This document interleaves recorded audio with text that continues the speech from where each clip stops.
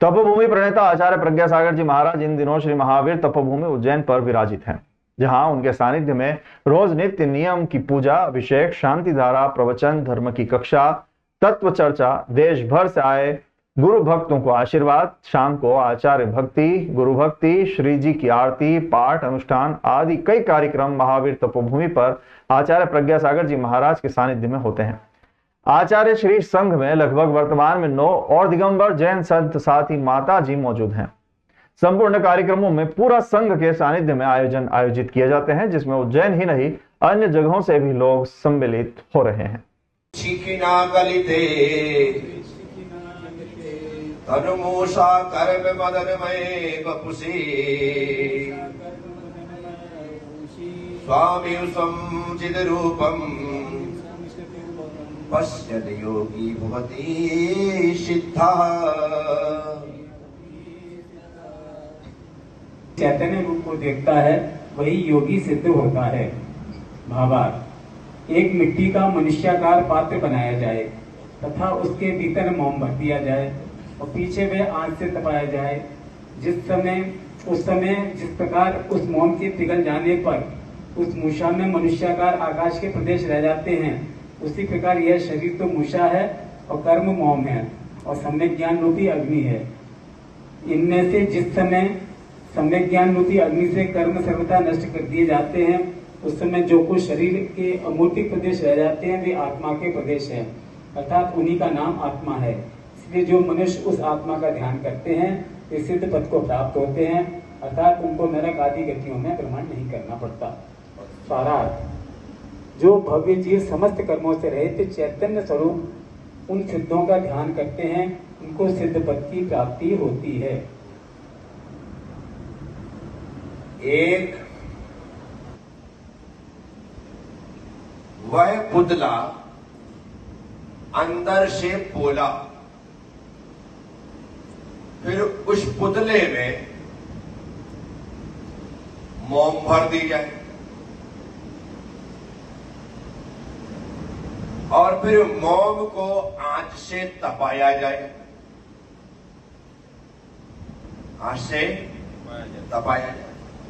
तपाए जाने पर जब मोम निकल जाए तो जो मूषा में मनुष्याकार आकाश के प्रदेश रह जाते हैं, रह जाते आकाश, तो उस रह जाते। उसी प्रकार यह शरीर तो मूषा है और कर्म उसमें मोम है। मूषा मतलब उसका डाई बोल दो, आकार क्या, हाँ मूषा डाई बनाने वाले, और तो कर्म मोम है। कर्म के सम्यक ज्ञान रूपी अग्नि से पिघल जाने पर, कर्म के सर्वथा नष्ट हो जाने पर, उस समय जो कुछ भी उस शरीर के भीतर जो अमूर्तिक प्रदेश रह जाते हैं उसी का नाम आत्मा है। उसी का नाम, क्योंकि आत्मा जो है वह दृष्टिगोचर नहीं होती, आत्मा जो है वह दिखलाई नहीं देती। ऐसी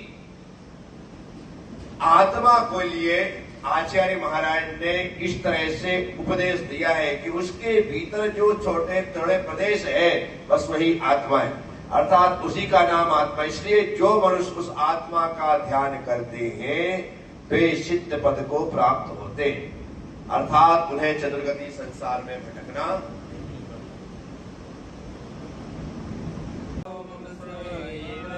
नान्यत् किमपि जडत्वात् प्रीति सदृशेषु कल्याणी।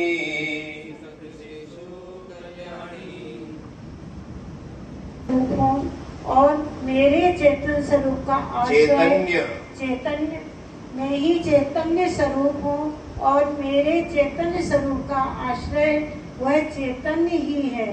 और चैतन्य से भिन्न वस्तु चैतन्य स्वरूप नहीं है और न चैतन्य से भिन्न वस्तु मेरे चैतन्य की आश्रित है, क्योंकि वे जड़ हैं। मेरी प्रीत उसमें नहीं हो सकती है। प्रीत समान पदार्थों में ही कल्याण को करने वाली। अग्नि का गुण है, लक्षण है उष्णता। जल का गुण है, स्वभाव है शीतलता।